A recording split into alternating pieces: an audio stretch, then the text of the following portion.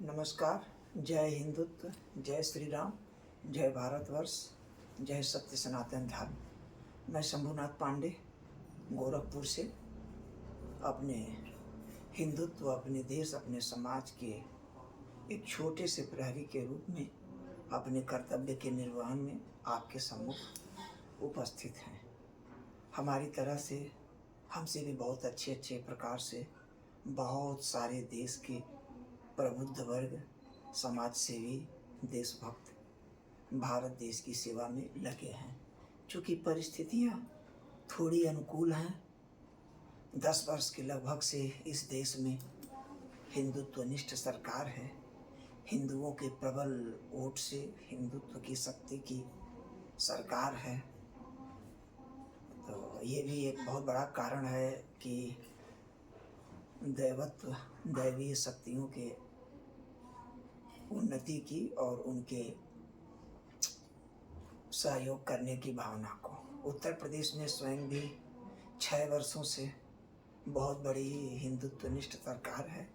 अभी आज मैं सवेरे देख रहा था, सरकारों में तू मैं हो रहा है, तो लोग ये बता रहे हैं कि दिल्ली में जहाँ बीजेपी का प्रभाव रहा, उन लोगों ने दिवाली मना लिया, उन लोगों ने खुशी में पटाखे छोड़ दिए। भाजपा की जहाँ जहाँ सरकारें रहीं, वहाँ दिवाली बहुत तेज़ ये लोग मनाए, बहुत इन लोगों ने पटाखे छोड़े, बहुत प्रदूषण किया। मित्रों, क्या ये देशभक्त हिंदुओं के सोचने की बात नहीं है? अन्य पंथ के लोगों के मार काट वाले त्योहार होते हैं।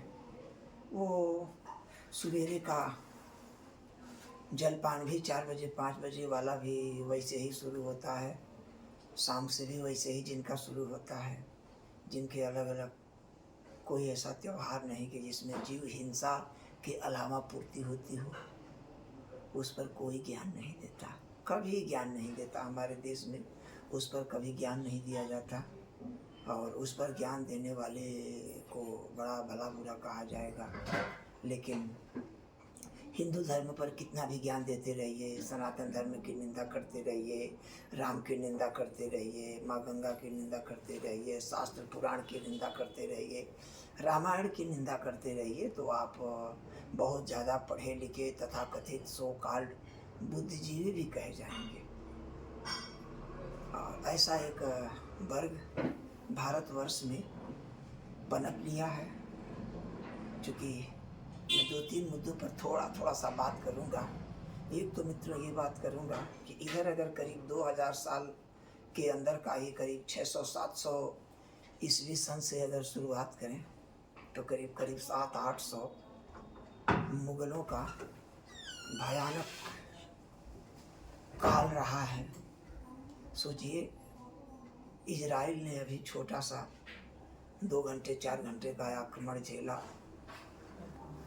हिंदुस्तान ने, हिंदुओं ने, हम लोगों ने 700-800 साल इतने बड़े अखंड भारत के भूभाग पर, जबकि अफगानिस्तान तक, अगर खाली अफगानिस्तान, बांग्लादेश, पाकिस्तान इतने को ही अगर एक छोटा सा पुराना हिंदुस्तान माना जाए, तो इतने जगहों में 700-800 साल हिंदुओं ने कैसे झेला होगा। और जो हमारा आज का हिंदू समाज है, वो इजराइल पर जिस तरह के आक्रमण हुए, वो ये कल्पना कर ले कि हमारे भी देश में ऐसे ही आक्रमण हमेशा हुए। लंबा भारत था, बहुत दूर दूर तक घोड़ों पर दौड़ करके, बैलगाड़ियों से चल के, हाथी से चल के, इतने बड़े भारत पर उनको कब्जा करने का अभियान था। लड़ाइयाँ थी, मार काट थी। हमारे भी अलग अलग समूह थे, लड़ते रहे, मरते रहे, लड़ाते रहे, कटते रहे, कटाते रहे, सब कुछ किया। और कभी भी पूरा हमारा भारत उनके फतह में नहीं आया।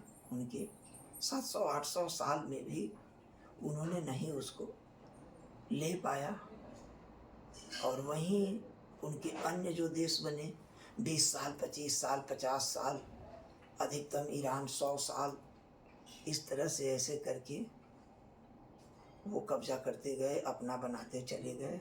और सिर्फ मार काट पूरे विश्व में अशांति। जिन जिन देशों में एक खास समुदाय अल्पसंख्यक है, वहाँ कमज़ोर है, वहाँ थोड़ा वहाँ का नियम कायदा कानून ऊपर से दिखावे में मानता रहता है, अंदर अंदर अपनी व्यवस्था में लगा रहता है।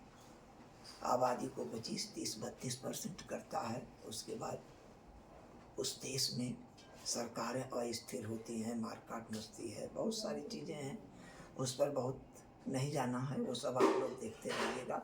एक बहुत बड़ी ये यूट्यूब हो जाने से और इंटरनेट का बहुत अच्छा ज़माना आ जाने से और भारत में मोबाइल डाटा बहुत ज़्यादा उपलब्ध हो जाने से एक ये व्यवस्था ज़रूर हो गई कि पहले जानकारियां आज के 20, 25, 30 साल पहले कोई संत का प्रवचन सुनने के लिए, किसी देशभक्त नेता का, जैसे अटल जी जैसे लोगों का, पुरुषोत्तम नागेश ओक जी जैसे बहुत सारे लोगों की कुछ 1 घंटे, आधे घंटे, 50 मिनट के भाषण को सुनने के लिए कितनी तैयारियां करनी पड़ती थी। देश भर से लोग जाते थे, आयोजन होता था, उसमें लीडर 1 घंटा, आधा घंटा अपना भाषण दे देता था, अपनी बात रखता था, और उसको भी जो सुन के आता था उसका कुछ अंश ही अपनी जगह पर बांट पाता था। आज हमारे आपके सामने इतनी अच्छी व्यवस्था उपलब्ध है। हम ये देख लें कि 700-800 साल हमारे ऊपर मुगलों ने क्या किया, उसके बाद 200 साल अंग्रेज ने आकर के उन्होंने हमारे साथ क्या किया, और उसके बाद 70 सालों में अंग्रेज की दी हुई व्यवस्था में इस देश का विभाजन हुआ, और विभाजन की विभीषिका, विश्व का सबसे भीषणतम नरसंहार, 2 करोड़ से ज़्यादा लोग, परिवार विस्थापित हुए थे, 8 से 10 लाख लोगों की मार काट हत्याएं हुई थी। कितना बड़ा विस्थापन था विश्व का।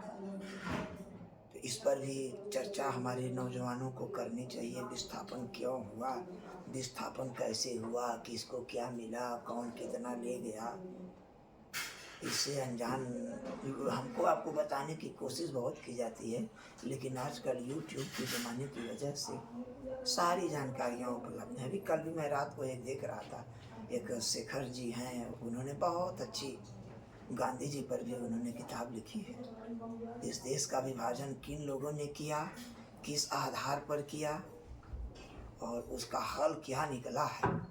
क्या उस विभाजन से हम सुखी हो गए, क्या उस विभाजन से हिंदू समाज व्यवस्थित हो गया, या इवन क्या उस विभाजन से मुस्लिम समाज भी व्यवस्थित हो गया। ये सब सारी जानकारियाँ आप, बहुत अच्छे देशभक्त हैं, देशभक्तों की कमी कभी नहीं रही है, बहुत अच्छे देशभक्त लोग हैं। तो आप जो जो चीज़ डालेंगे विभाजन पर, हिंदू संस्कृति पर, 70 साल के शासन प्रशासन, जो सब भी सारी चीज़ें हैं वो सब आप देखते रहें, यूट्यूब में सर्च करते रहें। बहुत अच्छे देशभक्त हैं। अश्विनी उपाध्याय जी को सुनते रहें, पुष्पेंद्र सर को सुनते रहें, जयपुर डायलॉग्स में एक रिटायर्ड IAS है, उनका भी बहुत अच्छा चैनल है। तुफैल चतुर्वेदी सर का बहुत अच्छा चैनल है।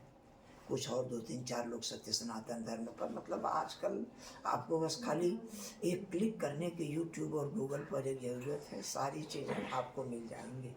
दोस्तों, हम तो नेटवर्क मार्केटिंग वाले हैं, हमें तो लीडर्स ये समझाए हैं कि आपके जीवन का 80% ये सबसे ज़्यादा ज़रूरी है, किनके साथ काम करने से ज़्यादा ये ज़रूरी है कि किनके साथ काम नहीं करना है।